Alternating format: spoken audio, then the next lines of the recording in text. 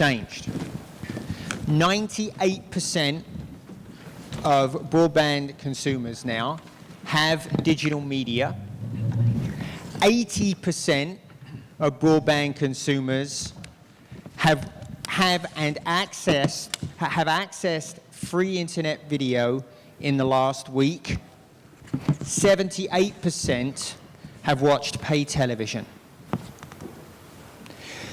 So as we get into this discussion about TV everywhere, I think the thing to keep in mind is TV everywhere's success is essential going forward. It is now expected by consumers that video be available to them on their device of choice. And I think we can agree the data Tamara put up about 20% of consumers now have accessed TV everywhere. This is data that's been confirmed. I've seen this about the same price point from Digital Smiths, for example. What's less clear is the frequency of usage. Using the Digital Smiths data, I get about 6% of broadband consumers today are accessing TV everywhere more than once a week. So we need to get that number up. That is exactly what we're going to be talking about on the panel today. And we have a great set of panelists to discuss this issue. And I'll introduce them in just a second. But I'm wondering, can we quickly show JR's video? Is that ready to be shown? Can we show the video from Disney, please? I hear some scrambling going on back there. No, can we show the video, please? Not the CTAM.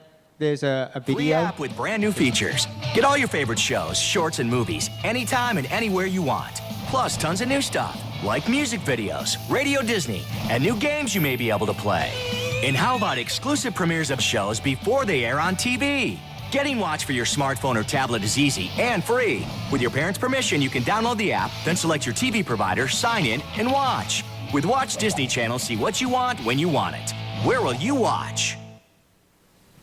So I hope you're watching that very closely, because in that video, they're actually instructing kids to go find their provider, to provide the login credentials, and get online through the app. And authentication, this is something that we're going to be talking a lot about in the panel this morning, apparently is giving problems for consumers, and we'll certainly talk about that. But JR, why don't you introduce yourself and tell us about how you're helping kids get over the authentication hump. Yeah, it's J.R. Grant. I'm Vice President of Product and Technology for Disney ABC Television Group. So under that, I oversee all of our Watch products for Watch Disney Channel and the technology behind it for Watch ABC and Watch ABC Family. What we just saw was a video of the new application, so the rollout we put across iOS and Android and Apple TV just a week and a half ago, to some really sort of early successes. I think that one of the things we had launched Watch Disney on iOS about 2 years ago, almost to the date.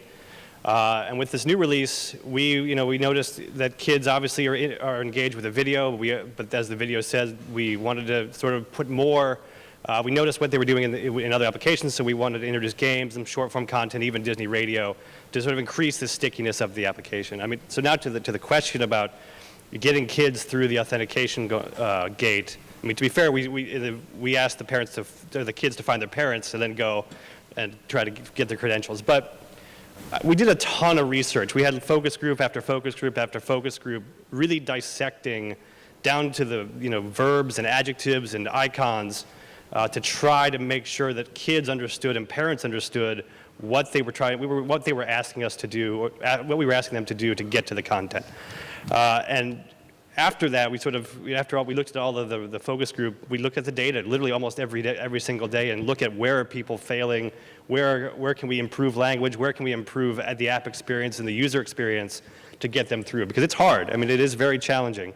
But hopefully, the content really drives it, whether that's a game or that's a premiere of an episode. So putting, must-see content behind that authentication wall really, really helps. And do you know that the kids are getting over it? They're able to actually enter and get online pretty easily? Yeah, I think that the charts from that Tamara had showed just a bit ago, really, it's been growing. I said, we started about 2 years ago. It's been a steady increase in the aggregate of people getting through that authentication gate. And like I said, content really drives it. So, we've got a lot of episodes that video alluded to that we premiere behind the authentication wall to really encourage it. But we've seen, some really positive signs over definitely the last 6 months. So they're getting through. Okay, so the kids are mastering it. Well, how are the adults doing? I want to read a quote. I love this quote. It came from the cable show, the Programmers Panel. I don't know if that video is available. I strongly recommend you go see it. But John Martin, who's the head of Turner, on that panel, he said, authentication is a barrier to usage. I bet half the audience doesn't know what their username and password is. I have 3 homes with 3 cable providers, and I don't know any of them. So I don't have TV everywhere because I can't figure out how to use it. Now, apart from that being a 1%er problem, oh boo-hoo, I have 3 homes and my life's so tough. This problem actually was echoed by Nancy DeBuc, who's A&E at A&E. She was saying that people were also having trouble with the authentication piece. So, Jeremy, that's you, right? You're doing the authentication. Talk to us about, is there a problem with authentication, and how are we going to get through this problem? Sure. So, behind live sports content, kids content is the fastest growing content that we see being authenticated and consumed in TV everywhere, to JR's point. And there's no doubt that TV everywhere is growing rapidly. In fact, we've seen probably the most explosive growth of TV everywhere consumption over the last 6 months than we have in any period since we launched Adobe Pass almost 3 years ago now, a little over 3 years, in conjunction with companies like Turner, which makes the quote particularly interesting. So we've seen, the number of unique visitors or unique viewers looking at TV Everywhere content go up by 150% this past quarter, year over year. We've seen the amount of consumption that those viewers consume also increase, so they're engaging more, so that's increased about 150%. But with that said, there's no doubt that there's things that the industry can be doing together in order to reduce the friction that exists for TV Everywhere. And so, when you go into a store, a retail store, and buy a television, you're not thinking about what kind of content am I going to want to consume. Or when you go in and you turn that television on, you're not thinking about what's my username and password in order to gain access to your content. Those same principles need to apply to TV Everywhere. Make it easy for the viewer to get access to their favorite content. And in instances where we've used things like auto authentication around the Olympics, you see authentication rates increase by 15 or 20%. So could you just explain what the how does that work? What does that do? So instead of having to enter your username and password credentials, there's an IP and credential match that happens in the background inside of your home network. So when you go to launch your app, if it reads your home network, you are automatically authenticated if those credentials match up. And so the consumer is completely removed from the authentication process. And for those of you who watch the Olympics on the NBC Live app this past for Sochi or for London, if you're a Comcast subscriber or a Cablevision subscriber, you would have had the opportunity to take advantage of that. We see that type of execution becoming the norm over the not too short distant future. So, Angie, one of the things that CTAM has been working on a lot is the user interface recommendations. You have a 1.0 spec. You spend a lot of time in that spec talking about the authentication piece. And incidentally, about how you handle this even in customer service when somebody calls. Tell us about that process, what you're trying to guide people through, how you're trying to help out with this problem. Sure, I'm happy to. Angie, Britt, VP of Advanced Products at CTAM. For the past probably almost 12 months, we've had a really laser focus on the user experience, as well as kind of finalizing what the TV Everywhere category name should be, what the mark should be. If you can throw up that TV CTAM slide, that'd be great. And we've done a lot of research. So just as JR was saying, we've done a lot of research on behalf of all of the cable companies and the content providers to make sure that we are approaching this in a unified fashion, because that's the holy grail, right? If the consumer experience can be consistent and can be pleasant and easy across the board, then we all win. All boats rise to the top. And we're partnering with Adobe, we're partnering with Nielsen, because it takes all of the ecosystem, if you will, to make this happen. So over the past 6 months, we focused very much on the sign-in section, and we had some kind of rules of engagement that we followed through, simple messaging, friendly terminology, personalize the experience if you can, the use of icons in bold colors, make it visually attractive. And we've gotten consensus amongst many of our participants on the recommendations that we put forth for phase 1. That's phase 1. Phase 2's ahead and a bit more complicated, and we'll probably talk about that in a bit. But the beauty of this is that there's agreement and there's consistency and there's partnership, because the consumer wins at the end of the day if we do this the right way. But isn't the TV Everywhere brand itself, isn't that sort of at odds? Don't the operators want to brand this, Xfinity Go and et cetera? It's a great question. Great question. And so with the TV Everywhere name, it's been out there for a long time. There were just some encumbrances with it that have gone away since then. And so when we did testing, the name itself resonated extremely well with the consumers. It was easy to understand. It was inviting. It indicated multiple device consumption, which was key for the category name, and it gave us flexibility. The same thing with the mark. We went through, we used an agency, and we had 14 graphics that were delivered to us, narrowed that down to 4, and the mark that you see ahead of you won hands down. This will not compete with HBO Go or Watch ESPN or Xfinity. This is a mark that represents the category name, and you'll see it in use on media, perhaps on digital sites and things like that. And we hope that it will help drive the awareness, so that the consumer can say, oh, wow, this is TV Everywhere. That means I get to watch it, on any device that I want to watch it. So it's a bit like Intel Inside, that type of branding approach. Exactly. In fact, we took the approach of the online shopping process because it's a no-brainer now. Everybody does online shopping. So TV Everywhere, we need to try to get to that very same process. Thank you. Let's switch tacks a little bit. Actually, Hilary, I think I want to bring you in here. You're from Sky in the UK, and Sky has a pretty unique approach to the market. They're doing something that we haven't yet seen in the US. You're taking a two-prong attack at your customers. So you have traditional pay television, Sky, the premium experience, and you have the cut price Sky Lite, if you like, Now TV, which is a standalone, completely a la carte approach to the delivery of content. I suppose we could call both of them sort of approaches to TV Everywhere. But why don't you tell us a little bit about how is Sky and Sky Go doing with customers? And I want to know, isn't Now TV cannibalizing Sky a little bit? Shall I start by talking about Sky Go? I was listening to the presentation at the beginning, and the lady said that 1 in 5 Americans are now using TV Everywhere. I've got the stats in front of me for our base for the last month, and we saw 1 in 3 using TV Everywhere monthly uniques out of a customer base of about 10 million customers. And last year we saw 770 million TV viewing instances on our TV Everywhere product, Sky Go. And that's doubled year on year since 2012. So I guess what this says is if you can get authentication right and you can get the content right, then the numbers do go up dramatically, because in the UK we're already there. And that's because we've got 60 channels on our Sky Go product of TV content across all different content types and on demand.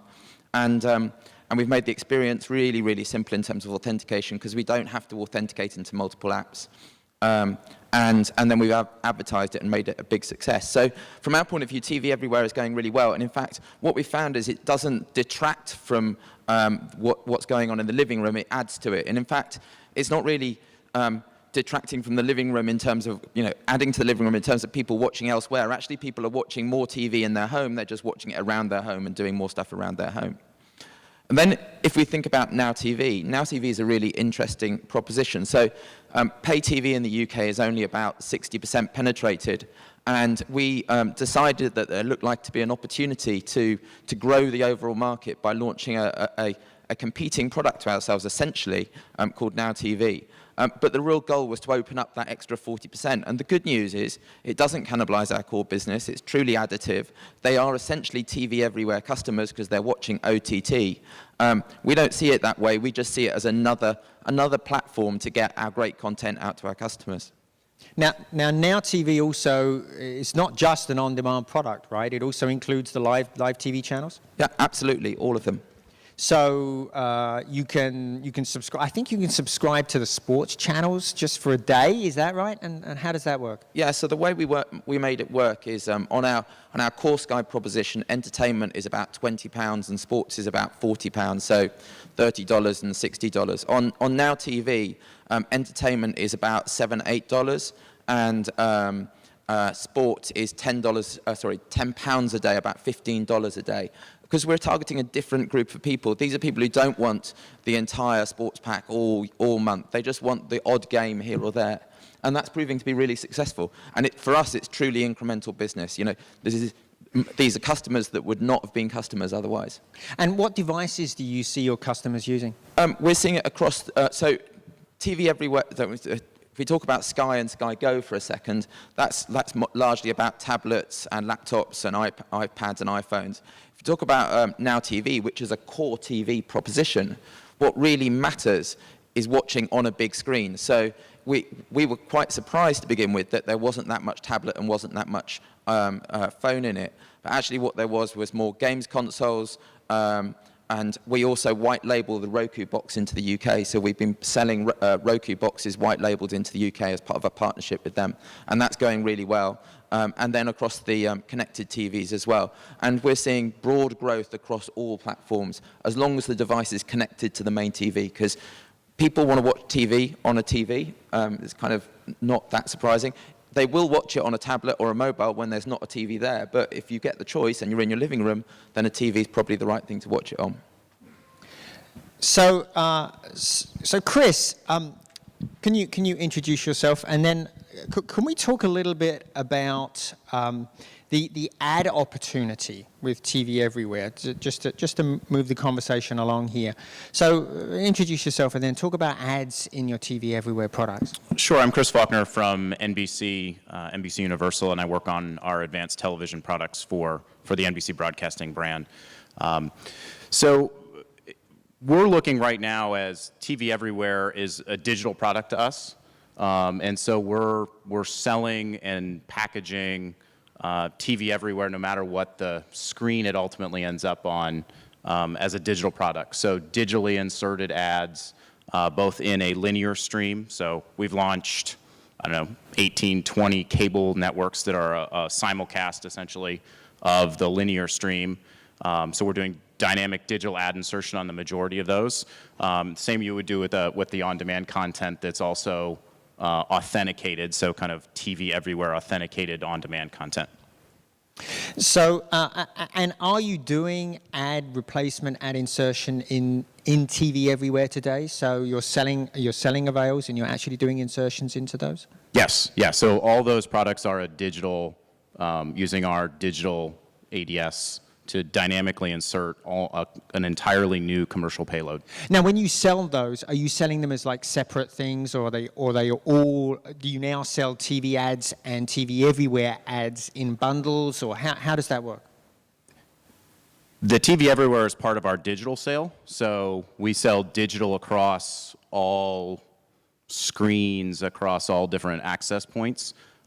We do also package digital and television together. So we sell both ways, but it's not, the things that are running digitally are not it's not the C3 commercial load. for TV monetization credit. It is a digital ad payload with digital metrics around it. So it sort of folds into that half of a deal. So if it's a combined deal with our run your brand everywhere across both TV and digital, it goes into that digital side of that deal. And usage, what sort of devices are people connecting? Are you seeing tablets dominating, or is the PC still dominant? We're seeing, certainly, I think, everyone's seeing the same data. We're primarily now on iOS devices with some Android, as well as obviously PC, desktop. And certainly the mobile side is outstripping the PC side. So mobile is a bit of a challenge, right, Scott, for us to actually measure on. We're talking about moving to C7. We've just mastered C3. Are we doing that on mobile devices? Are we giving full credit for ad views on those devices, particularly, for example, in live streams where there may be some of the original ads in the content? Well, I mean, it's one part challenge and it's another part opportunity. So I think we look at TV everywhere, and we think of the 2009 launch date as, this is a brilliant move, really, by the industry to mitigate the risks of the unknown. And so this move into online video and mobile video, very necessary, very important. Many were going to move into the industry in the space anyhow. And so we're excited about it. We're excited about the opportunity. It spurs Nielsen to develop a series of new products and measures. In particular, I think most are aware that we've developed an online campaign ratings product, which is census-based measure. We have a relationship with Facebook that helps pull in the demographics. We provide reach and frequency and GRPs, which allow you to link back to the traditional television audience world. We have a newer product coming out called Digital Program Ratings, which would meet many of your requirements as well. As the name implies, it's measuring the digital program asset. Same thing, reach and frequency and so forth. But we've gone further. We've got mobile OCR ratings, which are coming out. And finally, we have mobile TV ratings coming out this September that allow for linear ads that are aired on mobile devices and that match up with the linear ads aired in the normal television space to be accumulated, if you will. So additive ratings. So Nielsen has really tried to come out with, in effect, a solution for each of the various silos of television usage that may or may not occur, and to provide a combination of either census measurement or traditional measurement. And I should point out that even in our traditional business, where we're known for statistically high-quality panels and so forth, and we're actively engaged and working with the MRC to be audited and so forth, that still is a very, very deep reservoir of demographic information, which can then be modeled to more and more Nielsen homes if we choose to roll them out. That information can also be utilized in our online services. And finally, the National People Meter Panel, which is about 20,000 homes, half of those homes are actually allowing us to add in and measure their PCs. So we've got kind of a cross-platform flavor. So if you think of all the moving parts that Nielsen has assembled, it's quite an ambitious measurement plan. And we intend to provide our clients with all the metrics that they require so they can properly monetize their business. One thing I did want to ask you about was the 3-screen report, which as an analyst I watch like a hawk, process that data every time you put it out. It's great, and I thank you for doing that. But one of the things that happened in the last report was basically the bottom fell out of mobile usage. You basically went back and restated, particularly through smartphones, and cut usage. Oh goodness, it was more than in half. It was like 25% or 20% of what you were previously stating. What happened there? I don't know that I can comment to that because I wasn't engaged in that particular thing. The thing that I did see is that the amount of online usage via PCs actually declined, but most of that usage then moved over to smartphones and tablets, so there was kind of a redistribution, if you will. Your specific question, I really can't answer because I don't know the underpinnings of it. Okay, yeah, it's just that it struck me as I was watching Tamara's presentation at the beginning, and this is certainly something we're seeing in the UK from the BBC. It's like usage through mobile devices is just ramping up really, really quickly. Jeremy? Yeah, maybe if I can add some perspective on what we're seeing across the ecosystem with respect to usage. First of all, demographics definitely play a role in what devices are being used. With younger demographics, we see the iPad or the tablet as the #1 device for TV Everywhere consumption.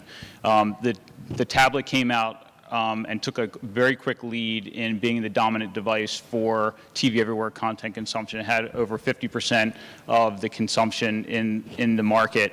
What we've seen happen over the last year is that that position give way to more consumption on smartphones. So I think as we saw the stats around live sporting content and the desire to have that content at the time it's happening, consumers are getting more used to watching that content on mobile phones. So we're seeing smartphones right now as the, behind gaming consoles, as the fastest growing mobile device. And so, we're seeing gaming consoles #1, smartphones #2, and the growth of tablets kind of peeling back somewhat. JR? Yeah, I would just add on the metrics part and the credit part. I mean, it's a big challenge. I mean, as we see device fragmentation and continued growth, almost exponential growth on the over-the-top space, working with Nielsen and others to get that credit, whether we're going to go C3, C7, or fully dynamically add insert, making sure that we can get credit across all screens for the content, no matter what the window is critically important. And I know it's a challenge, but it is an opportunity, but one that's almost every single day becoming increasingly sort of under the microscope of something we need to go and solve. Right. We're working with you guys on OCR and all the other things, but it's a critical piece to solve. And if I could speak to that just for a moment, I mean, the OCR and the DPR products are fairly tag-oriented, so it's fairly simple in terms of measurement. In order to get the tablets and the smartphones measured properly, Nielsen offers an SDK, and the SDK needs to be integrated kind of up front, and most of the transcoders are doing it for their business connections. So can you just explain where is that SDK indicate?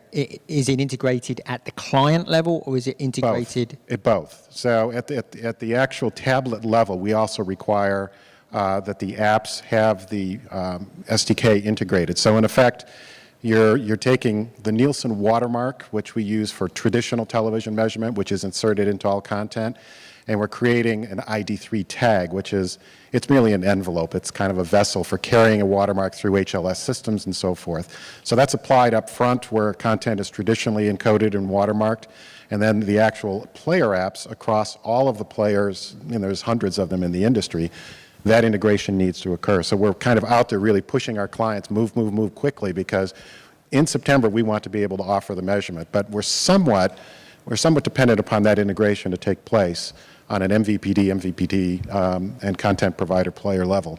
So how's that going? I mean, people like Samsung, LG, HTC, are they all integrating these into their mobile devices? I think it's less of an opportunity for a Samsung, LG. I mean, we have relationships with all of them. We talk with them every day.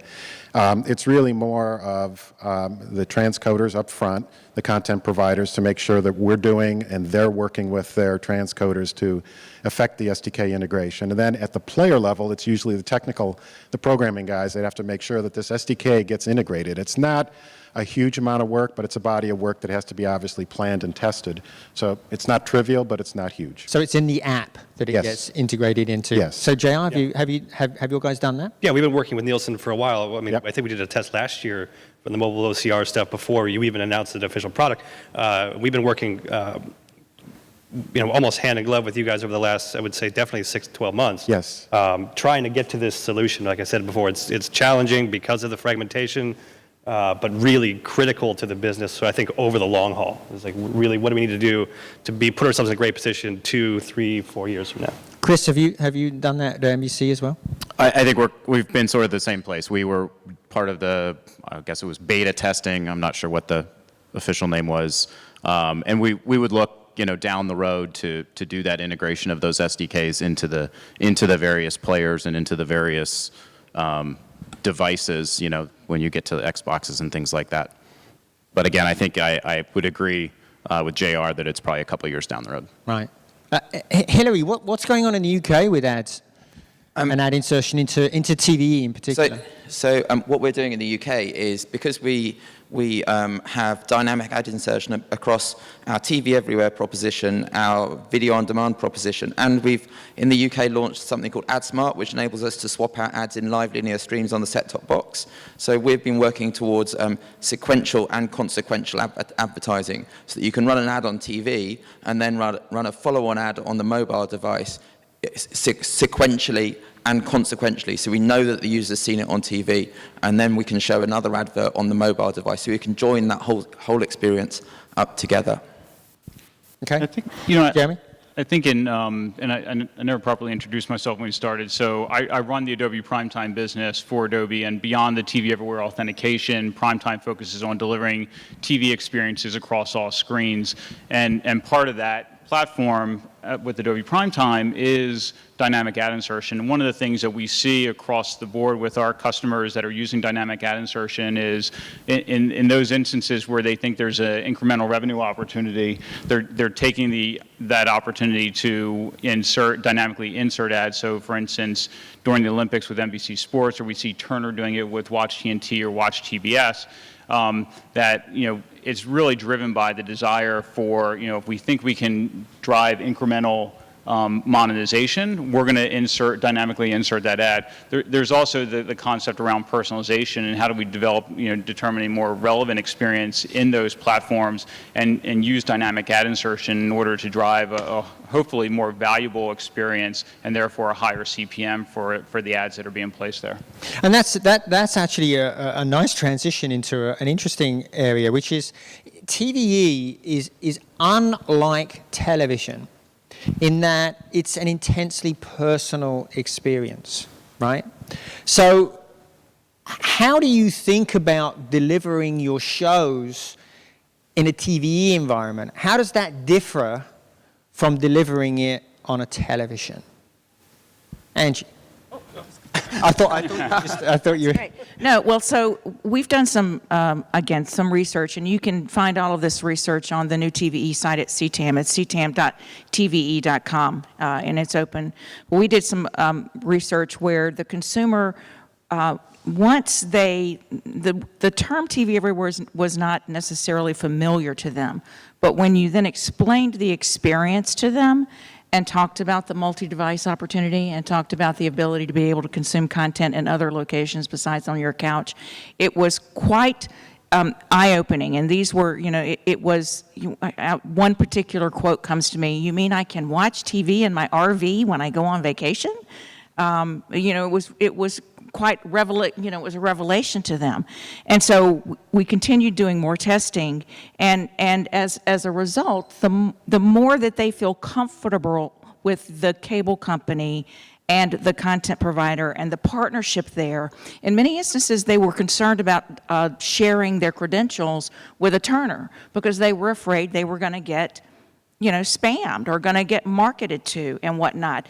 But when they understand it's the partnership between the content provider and the cable company, then they become much more likely to be able to want to use the product, and it brings an extra value to the subscription service. Everyone we tested, especially the heavy users, found that this type of activity, this type of service benefit would make them more likely to stay with their service provider because they did see it as an added value. Colin, can I add a point to that? Yes, please. So we did a whole load of research about where people are watching TV everywhere. And when you ask people the question, where are you going to watch it, they say, oh, out and about. Actually, when we did ethnographic studies where we looked exactly at what people were doing, we found that more of their viewing for TV everywhere was within their own home, and they were using other rooms within their own home, on their tablet and on their mobile phone. But even more interesting, an awful lot of them were actually sitting on their sofa next to their partner watching TV. So somebody could watch the big screen and somebody could watch the small screen. And that just makes the whole TV experience more engaging. It could be more a part of your life. Yeah, and if I can can I dovetail off of that? Because one other finding that we had when we were going through the naming process was that there was concern that everywhere is not really everywhere, or at least today. And in our process, it was not a big deal. The consumer didn't have that, oh, I know I'm not going to get it. You know, they know they're not going to get everything, but they want to be able to have at least access to their favorite content or some of their content. And so that true interpretation of everywhere was not a huge roadblock. I'm not sure. I mean, my expectation is everywhere. I mean, if I hear TV everywhere, I expect to get everywhere. I mean, and there was a very interesting deal between Comcast and Turner a little bit earlier this year, and Turner did something which hadn't happened before. They've actually licensed all of the back catalog. So now, when somebody wants to watch a Turner show, they can watch recent episodes, and if they haven't watched that show before, they can catch up. They can go back and watch the earlier shows as well. Isn't this a critical feature of TV everywhere, to be able to do this, to be competitive with services like Netflix? Isn't this essential? Well, it's an incremental revenue opportunity for both those companies to take that content off the shelf and to make it more available. When I watch, I have 3 young children, they sit side by side on the couch in the living room with their iPads watching television. That's how they consume, to your point, Hilary. And they binge watch. So they're taking entire seasons of content that they would never watch before, and they're consuming it. And that would have never happened without TV everywhere opportunity. Yeah, I think I was going to add, it's important to have as much of the catalog, whether in front of the wall or behind the wall, but specifically behind the wall, to drive the value of the authentication process and what that gets you, right? It's important to have as deep of a library or even content in sort of in an aggregate sense. Like I go back to the Disney example where we're introducing games and other content types behind the wall to try to increase that value. So the more we can put behind there, the better it is for the ecosystem. Again, to put TV everywhere in a good place, not just today, but in the future. The more stuff that we can put behind the wall to drive home that value, the better the industry is going to be. So help me, maybe JR, you and Chris can help me understand. How do you figure out the balance between what you put in your own portals, what you put in your own apps that are authenticated, and what you license to an operator? How does that work? I'm not clear on it myself. You mean like an MVPD? So like exactly. What does Time Warner get? Yes, exactly. I think you'll find that most of the deals are probably structured to where whatever we have up on our sites that our distribution partners, because they are our partners, get to put up on their site. Whether they choose to put up the same content or a smaller subset of that is up to them. But I think you'll see that most of the deals are structured. If Turner has licensed the entire back catalog of their shows to Comcast, I suspect that you'll see that on Dish's portal and Time Warner's portal and on their own portal. So would I be right in characterizing it as, putting it anywhere that's behind that authentication wall is cool? Is that a good characterization? I think that's I think that's a fair characterization of how the deals are structured. Yes. Uh-huh. And so, to some extent, JR, you and Chris, you don't care where the customer watches your stuff, whether it's through the operator portal or through your I'm sure app? JR is going to disagree with that, but No, I don't. I mean, we across the television group, right? We want people consuming the content, right? Whatever access point that is, whether it's Hulu Plus or Comcast Xfinity, or whether it's our own apps. At the end of the day, we want to have the content out there, right? And viewing by as many people on as many access points as possible. yeah, and I think as long as the monetization for the programmer is I'll say equal loosely, then we don't care. I think there are some things that we feel that we can do a better job at presenting. Sports, for instance, we have a Sports Live Extra app, and I'll just yell really loud. The Sports Live Extra app has alternative camera angles and things like that that are only available in our customized experience. So I think for some things, we feel like we can present it to the user as well as anyone. But if they want to go watch it on Comcast Xfinity's app, go. Yeah, I mean, we're the same. I mean, exactly. As long as the monetization rules are set across the different access points, it doesn't matter. But again, to Chris's point, we feel the same way. There are some things we know the content better than anybody because we created most of it. So we can sort of highlight key features in our applications across all the different platforms. And we feel like we can create a user experience that's sort of tailored to the content that we have, whether that's on the Disney side or even on the ABC broadcast side in the digital space. And I just want to add one thing. Something I think that we're seeing that we find interesting, and we talk a lot about at CTAM, is some of the unusual partnerships that are happening today. So the MVPDs are now partnering with Hulu or Xbox or Roku or Netflix. You know, some of those used to be four-letter words, and now they're, you know, literally and figuratively, and now they're partners. So I think that, you know, it's about getting the consumer the content, right? So I want to open it up for questions. So if you have a question, please put your hand up. We are getting towards the end of the session. I'm going to continue asking, but if you put your hand up, we'll try and get you a microphone and get your question answered. So we are getting towards the end of the panel. What are the challenges for TV everywhere going forward? We are where we are. We have some authentication challenges. Consumers are beginning to use the platform, both through content provider apps and through operator apps.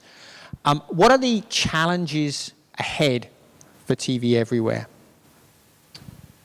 Yeah, I think in addition to the authentication issue, which honestly I think goes away entirely over the next couple of years, I think the viewer will be completely removed from the authentication process and it'll happen behind the scenes.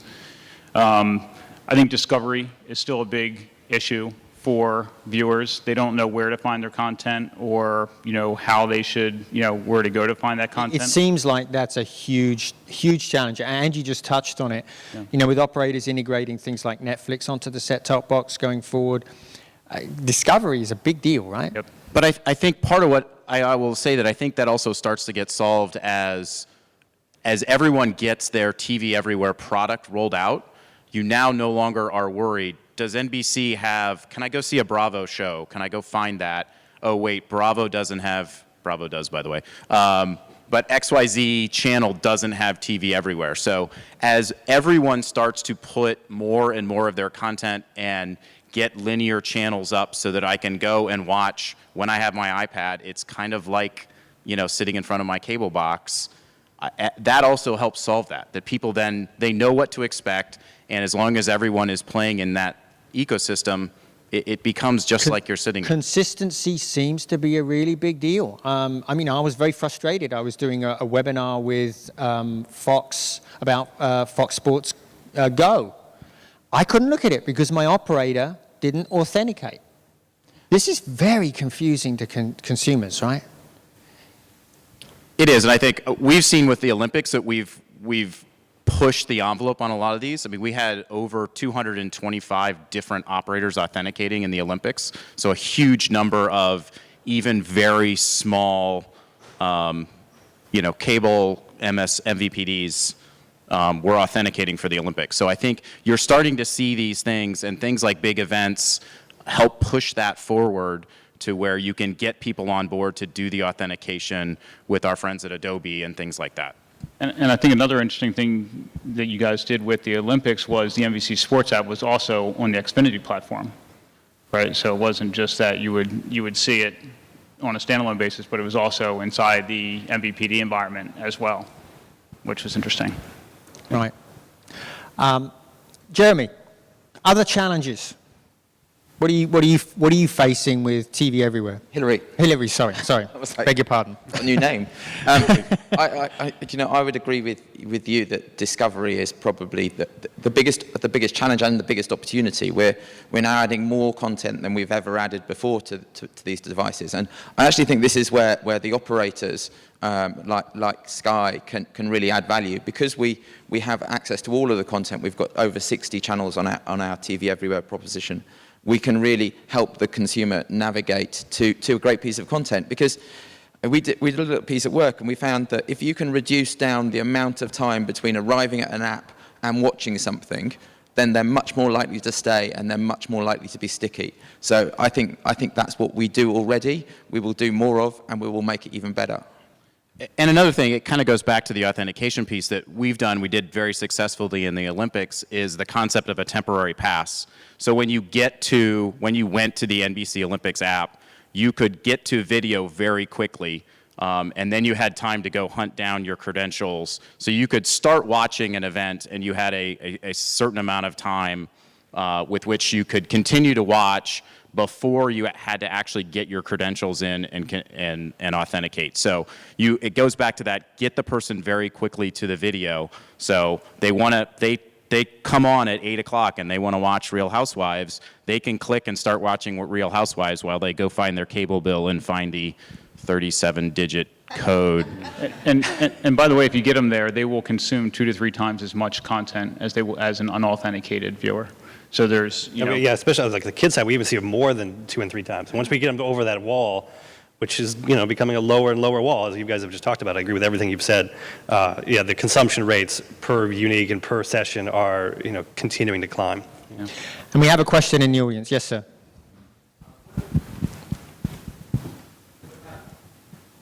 Just yell Boker. Can you repeat the question? What about ad targeting in over the top? Will the authentication information, the customer profile information be shared between the operators and the programmers to allow for ad targeting? I mean, the short answer is, at least on our side, there's no data shared at all. I mean, Adobe acting as the broker in the middle, we know next to nothing about the consumer. We're fine with that. There's so many different privacy rules, and those laws are getting seemingly tighter and tighter. So we don't look at collecting information that way. We would like to add value, again, from a product perspective on our side of whether it's registration to get a more personalized experience and collect the data that way, more sort of an opt-in for a better experience kind of thing, rather than didn't even get near this sort of really ugly scenario of consumer data in the authentication calls. Yeah, I mean, it's kind of one real quick last question. Given the fact that there's so much content that's going to be out there, isn't it not just the issue of discovery, but recommendation, understanding, viewing, and actually serving that up in some meaningful fashion so that the person can consume what they want and actually get recommended what they want? Recommendations. I mean, I think both those questions fall under, in my mind, fall under the concept of personalization. And I think the opportunity in TV Everywhere is to provide a much more relevant, much more personalized experience, whether it's the content that you serve up and recommend, or it's the ads that are inserted into the content experience. You have an opportunity to do a much better job of engaging the viewer by providing a more personalized experience down to even how the content and ads are mixed together. Okay, and I think that's all about we have time for today. I thank you for your attention, and thank you, panelists.